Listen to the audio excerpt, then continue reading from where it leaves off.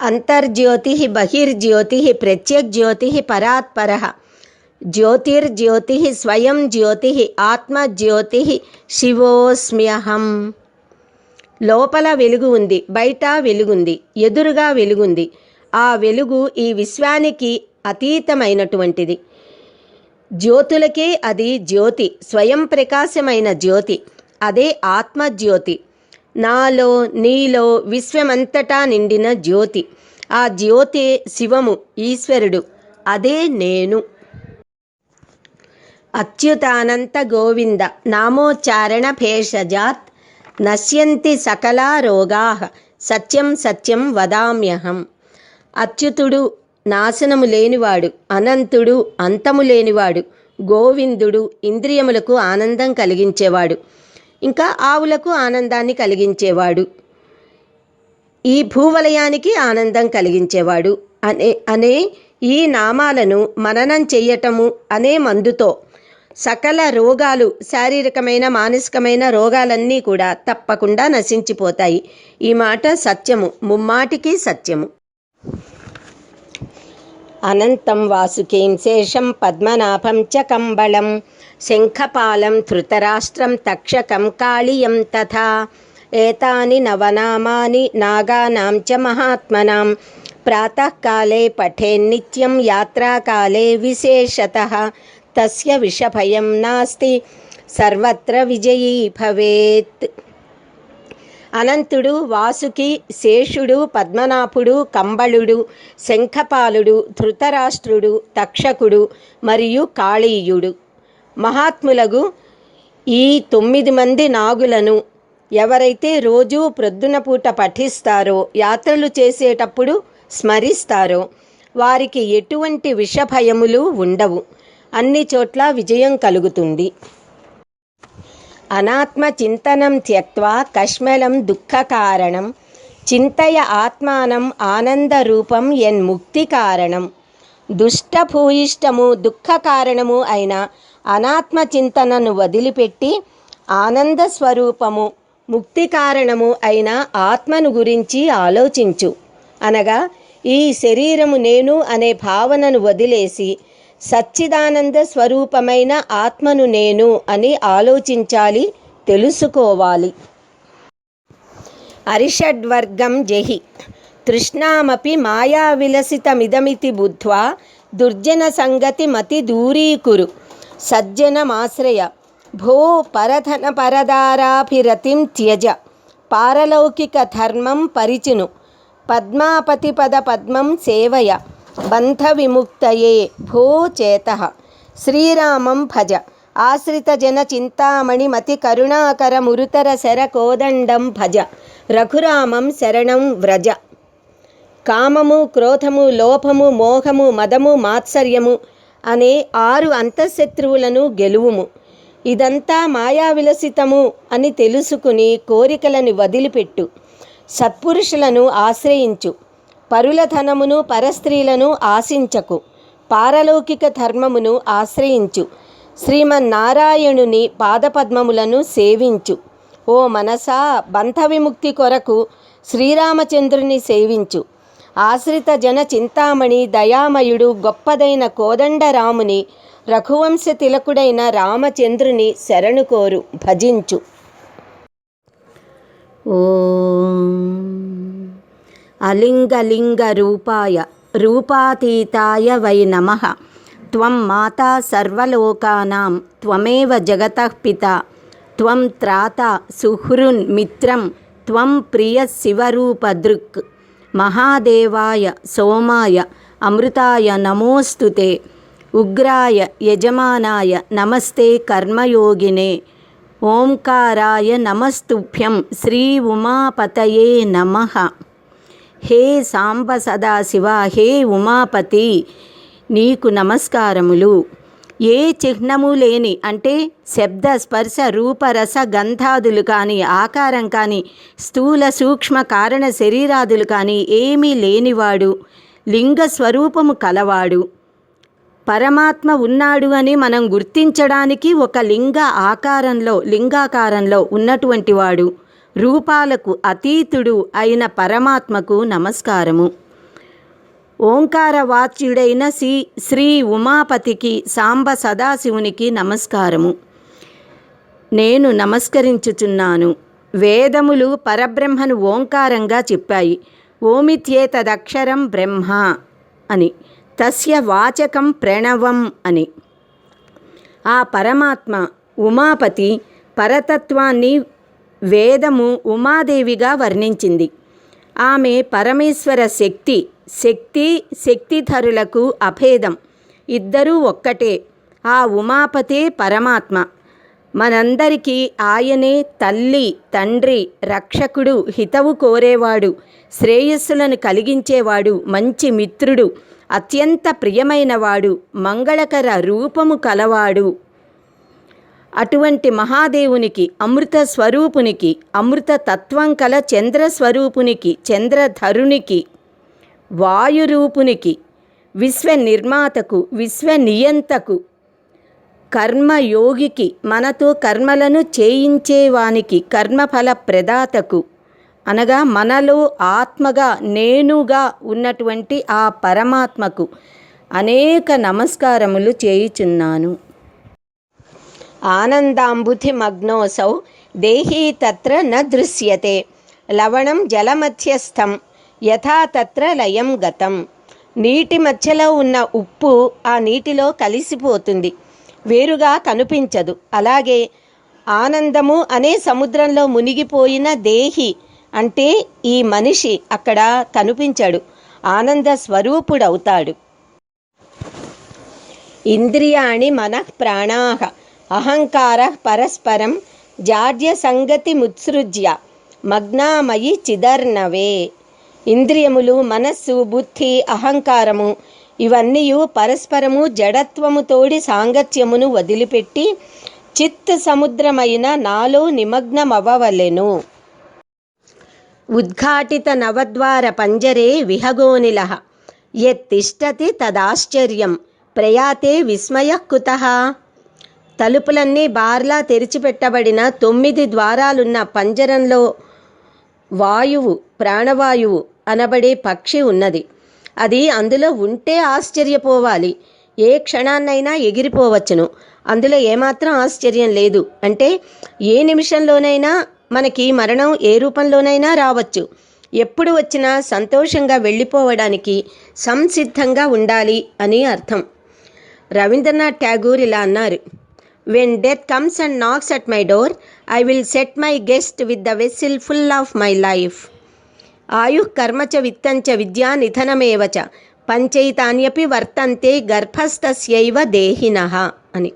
అంటే ఆయుర్దాయము, మనిషి జీవితంలో చేసే ముఖ్యమైన పనులు అంటే కర్మలు, ధనము, చదువు మరియు మరణము, ఈ 5 కూడా తల్లి గర్భంలో ఉన్నప్పుడే నిర్ణయింపబడతాయి. అంటే పూర్వజన్మ కర్మలను బట్టి నిర్ణయించబడతాయి. కనుక వాటిని తప్పించుకోవటం చాలా కష్టం. శరణాగతి ఒక్కటే మార్గం. శరణాగతి కనుక చేసినట్లయితే నిజమైన జ్ఞానం కలిగిన ఈ రెండింటి వల్ల మనిషి తరించగలుగుతాడు. ఓంకార బిందు సంయుక్తం నిత్యం ధ్యాయంతి యోగినః కామదం మోక్షదం చైవ ఓంకారాయ నమో నమః. బిందువుతో కూడిన ఓంకారమును ఎల్లప్పుడూ యోగులు ధ్యానిస్తూ ఉంటారు. కోరికలను తీర్చినటువంటి, మోక్షమును ప్రసాదించినటువంటి ఓంకారమునకు నమస్కారము. గరుడ గమన తవ చరణ కమలమిహ మనసిలసతు మమ నిత్యం, మనసిలసతు మమ నిత్యం, మమ తాపమపాకురు దేవా, మమ పాపమపాకురు దేవా. ఈ పాటకి మీరు అడిగినటువంటి భావం చెప్తున్నా.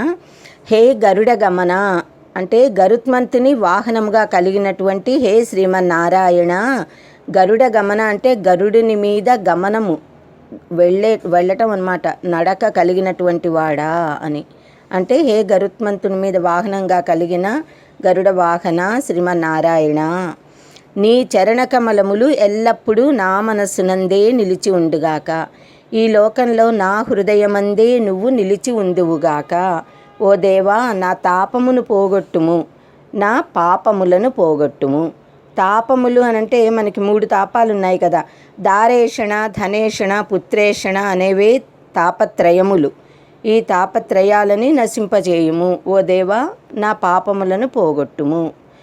పద్మముల వంటి కన్నులు కలవాడా, బ్రహ్మదేవుని చేత నముచి అనే రాక్షసుడిని సంహరించిన ఇంద్రుని చేత, పండితులైన వారి యొక్క ముఖముల చేత స్తోత్రం చేయబడిన పాదపద్మములు కల హే దేవా, నా తాపములను పోగొట్టుము, నా పాపములను పోగొట్టుము.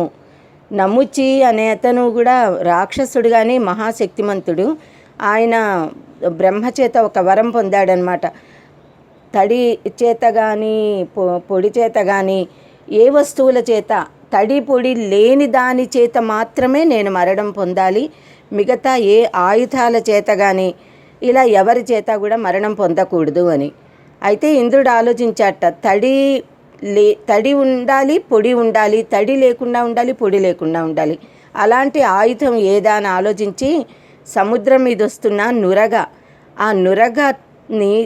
ఆ నురగలోకి తన వజ్రాయుధాన్ని అభిమంత్రించి దాంతో సంహరించాడట. ఇంద్రుడికి నముచిహరణ అనే పేరు వచ్చింది దానివల్ల. హే భుజగశయన, ఆదిశేషుని మీద పవళించే దేవా, మన్మథుని తండ్రి, ఈ లోకంలో పుట్టడము మరణించడము అనే భయాన్ని తొలగించే దేవా, నాకు జనన మరణ భయములను తొలగించుము, నా తాపములను పోగొట్టుము, నా పాపములను పోగొట్టుము. శంఖచక్రములను ధరించిన వాడా, దుర్మార్గులైన రాక్షసులను సంహరించే ఓ దేవా, ఈ లోకులందరికీ శరణమైనటువంటి స్వామి, నా తాపములను పోగొట్టుము, నా పాపములను పోగొట్టుము. దిక్కులేని వారికి దేవుడే దిక్కు అంటాం కదా. శరణు లేని వారందరికీ శరణైన వాడు శ్రీమన్నారాయణుడు, పరమాత్ముడు, భగవంతుడు.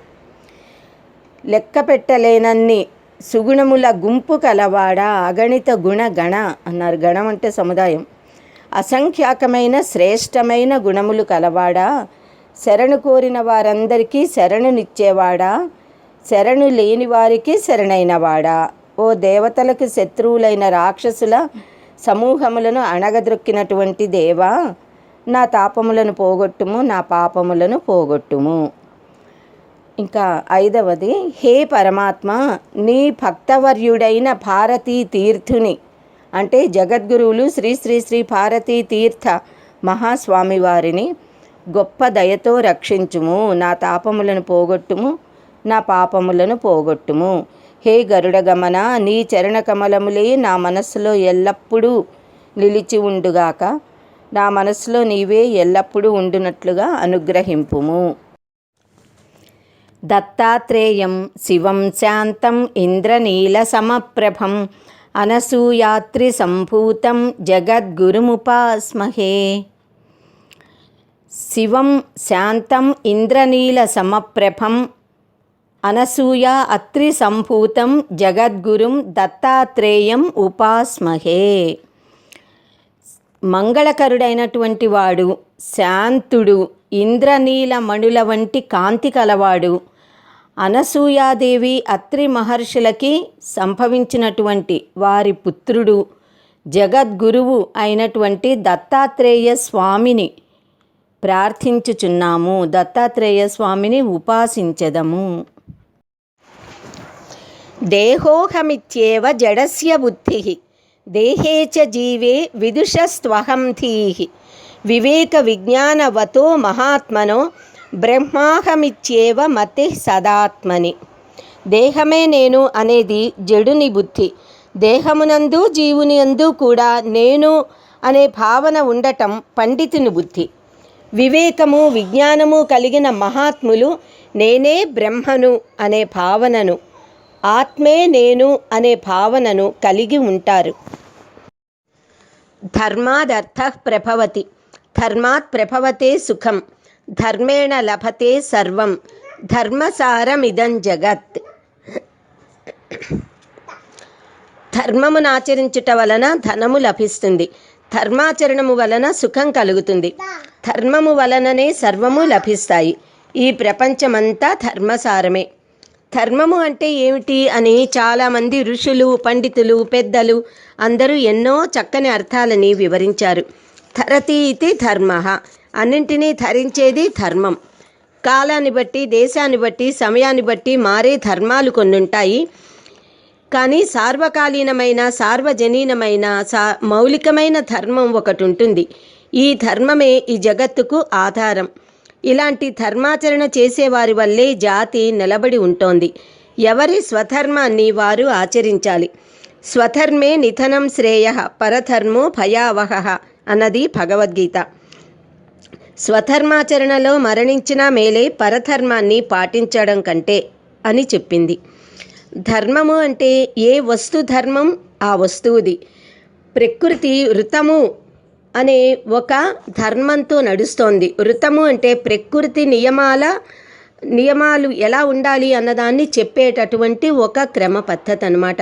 ఈ ఋతమును అనుసరించే పరమాత్మ ఆజ్ఞ వలన పరమాత్మకు భయపడి సూర్యుడు, చంద్రుడు, అన్ని కాలము అన్నీ పనిచేస్తూ ఉంటాయి. నీరు చల్లగా ఉండడం దాని ధర్మం. అగ్ని పైకి వెళ్ళడం అనేది, పైకి ప్రాకడం అన్నది అగ్నికి ధర్మం. అలా వస్తువులన్నిటికీ ధర్మాలు ఉంటాయి. సూర్యుడు వెలుగునివ్వడం, ఎండని ఇవ్వడం, వేడిమిని కలిగి ఉండడం సూర్య ధర్మము. జ్ఞాన ప్రదాత కూడా సూర్యుడే, ఆరోగ్య ప్రదాత సూర్య భగవానుడే. చంద్రుడు చల్లగా ఉండడం, మనస్సుకి ఆహ్లాదకరంగా ఉండడం అన్నది, కాంతిని వెలుగునివ్వడం అన్నది చంద్రుని ధర్మం. అలాగే మానవులందరికీ అనేకమైన ధర్మాలుంటాయి. ఒక మనిషికి పుట్టినప్పటి నుంచి అనేక రకమైన బంధాలు, ప్రతి బంధానికి ఒక ధర్మం. తల్లిదండ్రుల పట్ల, గురువుల పట్ల, ఆత్మీయుల పట్ల, అక్క చెల్లెళ్ళ, అన్నదమ్ములు, భార్యాభర్తలు, బిడ్డలు, ఉద్యోగం చేసే చోట అన్ని ధర్మాలే. అందరి ధర్మాలని అందరూ పాటించాలి. ఓం నమః ప్రణవార్థాయ శుద్ధ జ్ఞానైకమూర్తయే నిర్మలాయ ప్రశాంతాయ దక్షిణామూర్తయే నమః. ప్రణవమగు ఓంకారమునకు అర్థమైన వాడును అనగా ప్రణవ స్వరూపుడును, శుద్ధ జ్ఞానమే స్వరూపముగా కలవాడును, నిర్మలుడు, ప్రశాంత చిత్తము కలవాడు అయిన శ్రీ దక్షిణామూర్తికి నమస్కారము. నిత్యానందం పరమసుఖదం కేవలం జ్ఞానమూర్తిం విశ్వాతీతం గగన సదృశం తత్వమస్యాదిలక్ష్యం ఏకం నిత్యం విమలమచలం సర్వధీ సాక్షిభూతం భావాతీతం త్రిగుణరహితం సద్గురుం తం నమామి. ఎల్లప్పుడూ ఆనందంగా ఉండేవాడు, శాశ్వతమైన ఆనందం కలవాడు, అన్ని సుఖాలలోకి గొప్పదైన సుఖాన్ని ఇచ్చేవాడు, కేవలము జ్ఞానమే మూర్తిగా ఒక ఆకారముగా ఉన్నవాడు, ఈ విశ్వానికి అతీతమైనవాడు, ఆకాశంలా విశాలమైనవాడు, తత్వం అసి, తత్వమసి మహావాక్యమునకు లక్ష్యమైనవాడు.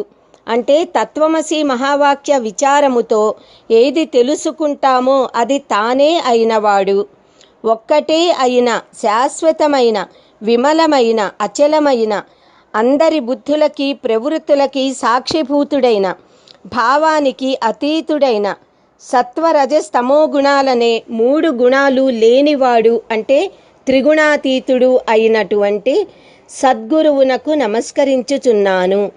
లోకంలో ఎందరు గురువులున్నా అందరికీ ఆది గురువు సదాశివుడు. సాంబ సదాశివునికి నమస్కరించుచున్నాను. పతంగ మాతంగ కురంగ భృంగ మీనా హతాహ పంచభిరేవ పంచ ప్రమాదీ నరః స కథం న హన్యతే యః సేవతే పంచభిరేవ పంచ. పతంగము అంటే కీటకము, దీపపు పురుగు. మాతంగము అంటే ఏనుగు, కురంగము అంటే దుప్పి మృగము లేడి, భృంగము అంటే తుమ్మెద, మీనము అంటే చేప. ఈ 5 కూడా ఒక్కొక్కటి ఒక్కొక్క ఇంద్రియ లోలత్వంతో చంపబడ్డాయి, అంటే నశించాయి. మరి మానవుడు ఈ పంచేంద్రియాలకు బానిస అవుతున్నాడు కదా, అతను ఎంత ప్రమాదంలో ఉన్నాడు? అతడు ఈ ఇంద్రియ లోలత్వంతో చంపబడకుండా ఎలా ఉంటాడు? ఎప్పుడూ అప్రమత్తుడై చాలా జాగరూకతతో మెలగాలి. పై 5 ఇంద్రియ లోలత్వంతో ఎలా నశించాయో తెలుసుకుందాము. చక్షురింద్రియం కోసం పతంగము, దీపపు పురుగు దీపం వెలుగుకి అంటే కంటికి కనిపించే కాంతికి, అందానికి ఆకర్షింపబడి ఎగిరి వచ్చి దీపం చుట్టూ తిరిగి తిరిగి దీపంలో పడి కాలిపోతుంది. అంటే ఆ రోజుల్లో లాంతరు, బుడ్డి దీపాలు వాడేవారు కదా. ఇప్పుడు కూడా ట్యూబ్లైట్లకి ఆకర్షించబడి వస్తూనే ఉంటాయి పురుగులు. మాతంగము అంటే ఏనుగు. శ్రవణేంద్రియము వలన ఏనుగులకి వీణారవం వినడం చాలా ఇష్టం. ఏనుగులను పట్టుకోవటం కోసం అడవిలో అక్కడక్కడ పెద్ద గోతులు తవ్వి ఆకులు, అలములు, గడ్డి, గాదంతో ఆ గోతిని పైన కప్పేవారు. దూరంగా ఉండి వీణానాదం వినిపిస్తూ ఉన్నా, లేక పెద్ద పెద్ద మృదంగములు వాయించి డప్పుల ధ్వని చేసిన ఆ శబ్దానికి ఆకర్షింపబడి ఏనుగులు అటుగా పరిగెత్తుతూ వచ్చి ఆ గోతులలో పడిపోయేవి. 4 రోజులు వాటిని ఆకలితో అలానే ఉండనిచ్చి తరువాత భోజనం పెట్టి పైకి తీసి మచ్చిక చేసుకుంటారు. అలా ఏనుగు తన స్వాతంత్ర్యాన్ని కోల్పోతుంది. స్పర్శేంద్రియం. శరీర సౌందర్యం వలన దుప్పి, కురంగం లోబడిపోతుంది. దుప్పి తన కొమ్ముల అందాన్ని చూసి మురిసిపోతుంది. అంత అందమైన పొడుగైన వంకర్లు తిరిగిన కొమ్ములు ఇంకా వేటికి కూడా ఉండవు అని చాలా గర్వపడుతుంది. వేటగాడు తరుముతూ వస్తున్నప్పుడు వేగంగా పరిగెడుతూ అడవిలోని కొమ్మల మధ్యలో, అంటే చెట్ల కొమ్మల మధ్యలో తన కొమ్ములు ఇరుక్కోగా వేటగానికి దొరికిపోతుంది. భృంగము, తుమ్మెద. ఘ్రాణేంద్రియం వలన నశించింది. తుమ్మెద పూల సువాసనలతో ఆకర్షింపబడి అన్ని పువ్వుల మీద వ్రాలి మకరందం గ్రోలుతూ ఉంటుంది. ఒకసారి ఒక తుమ్మెద ఒక సాయంకాలం పద్మం మీద వ్రాలి మకరందం ఆస్వాదిస్తోంది. అంతలోకే సూర్యుడు అస్తమించాడు. పద్మం రేఖలు ముడుచుకున్నాయి. తుమ్మెద లోపలే ఉండిపోయింది. నిజానికి అది రేఖలు చీల్చుకుని బయటికి ఎగిరి వెళ్ళిపోగలదు. కానీ ఇంత సువాసన కలిగిన, తనకి మకరందాన్నిచ్చిన ఆ పువ్వు మీది అభిమానంతో లోపలే ఉండి ఇలా ఆలోచిస్తోంది. రాత్రిర్గమిష్యతి భవిష్యతి సుప్రభాతం భాస్వానుదేశ్యతి హసిష్యతి పంకజశ్రీః ఇత్థం విచింతయతి కోశగతే ద్విరేఫే హా హంత హంత నళినీం గజ ఉజ్జహార. చూస్తుండగా రాత్రి గడిచిపోతుంది. తెల్లవారుతుంది. సూర్యుడు ఉదయిస్తాడు. పద్మం నవ్వుతూ వికసిస్తుంది. నేను ఎగిరి వెళ్ళిపోవచ్చు, ఇలా తుమ్మెద అనుకుంటూనే ఉంటుంది. అంతలోకే ఒక ఏనుగు అక్కడికి వచ్చి తన తొండంతో ఆ పద్మాన్ని తెంపి నేలకేసి కొట్టింది. లోపలి తుమ్మెద చనిపోయింది. ఇంకా రసనేంద్రియ లోపంతో, జిహ్వ చాపల్యంతో మీనము, చేప హతమయ్యింది. జాలరి వాళ్ళు గేలానికి ఎర్రని పెట్టి నీళ్లలోకి వదులుతారు. అది తినటం కోసం వచ్చిన చేప గాలానికి తగులుకొని చనిపోతుంది. ఒక్క ఇంద్రియ చాపల్యమే ఇన్ని ప్రమాదాలు తెస్తోంది. నేను 5 ఇంద్రియాలతో ఉన్నాను, చాపల్యానికి లోనవ్వకూడదు అని గుర్తించి మనిషి ఎల్లప్పుడూ భగవదర్పిత బుద్ధితో ప్రవర్తించాలి. బ్రహ్మ మురారి త్రిపురాంతకారి భానుశశి భూమిసుతో బుధశ్చ గురుశ్చ శుక్ర శని రాహు కేతవః కుర్వంతు సర్వే మమ సుప్రభాతం.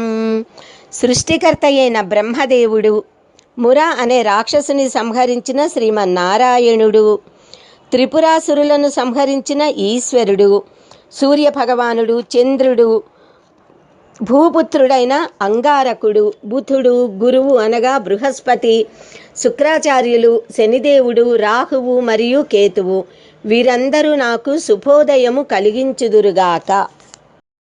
మనస్తే పాదాబ్జే నివసతు వచేస్తోత్ర ఫణితౌ కరశ్చాభ్యర్చాయాం శృతిరపి కథా కర్ణన విధౌ తవ ధ్యానే బుద్ధిః నయనయుగళం మూర్తి విభవే పరగ్రంథాన్ కైర్వా పరమశివ జానే పరమతః. హే పరమశివ, నా మనస్సెప్పుడూ నీ పాదపద్మముల మీదే నిలుచుగాక.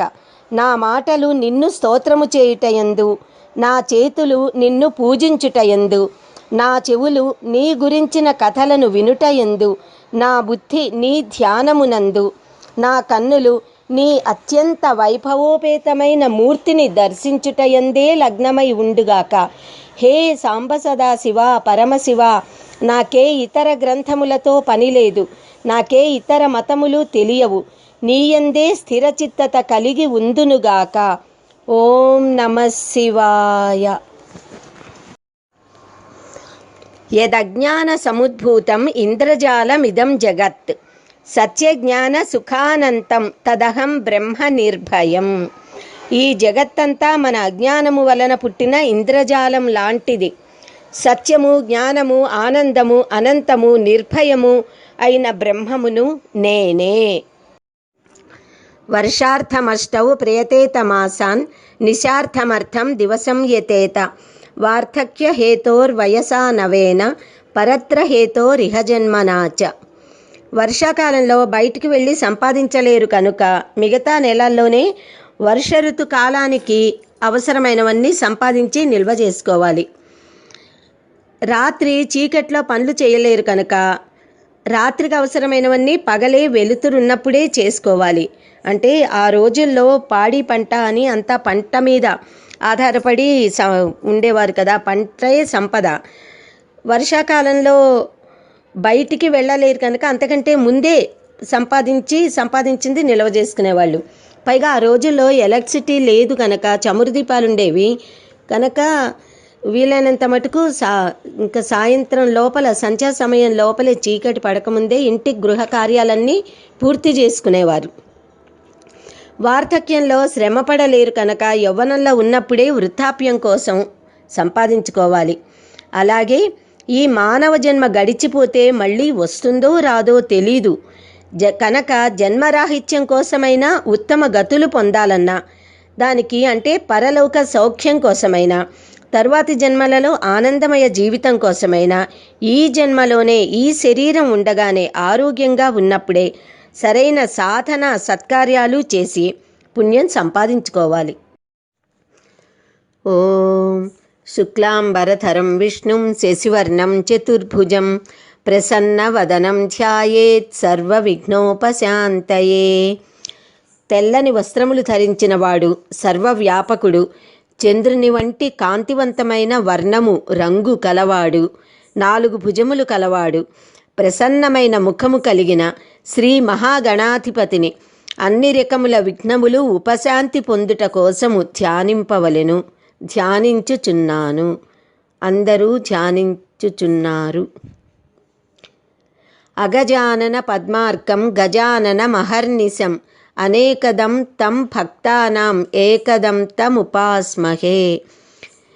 హిమవత్ పర్వతరాజు కూతురైన శ్రీ పార్వతీదేవి ముఖము అనడి పద్మమునకు సూర్యుని వంటివాడు, ఏనుగు ముఖము కలవాడు, పగలు రాత్రి ఎల్లప్పుడూ భక్తులకు అనేకమైన కోర్కెలను తీర్చినటువంటి వాడు, ఏకదంతుడు అయిన అతనిని, ఆ వినాయకుని మేము పూజించుచున్నాము. హృదయ కుహర మధ్యే కేవలం బ్రహ్మమాత్రం అహమహమితి సాక్షాదాత్మరూపేణ భాతి. హృది విశ మనసా స్వం చిన్వతా మజ్జతా వా పవనచలన రోధాదాత్మనిష్టో భవత్వం. ఏకమైన బ్రహ్మము నేను నేను అను ఆత్మరూపమున హృదయ గుహ మధ్యలో ప్రకాశిస్తోంది.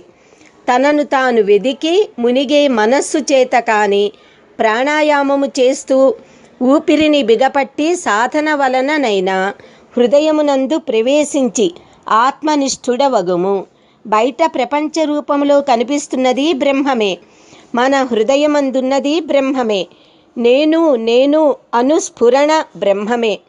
ఆ నేనుకి సాధనమగు మనస్సును హృదయమందలి బ్రహ్మయందు లయింపగలిగితే నేను అర్థమవుతుంది. నేనే బ్రహ్మమయి ప్రకాశిస్తుంది.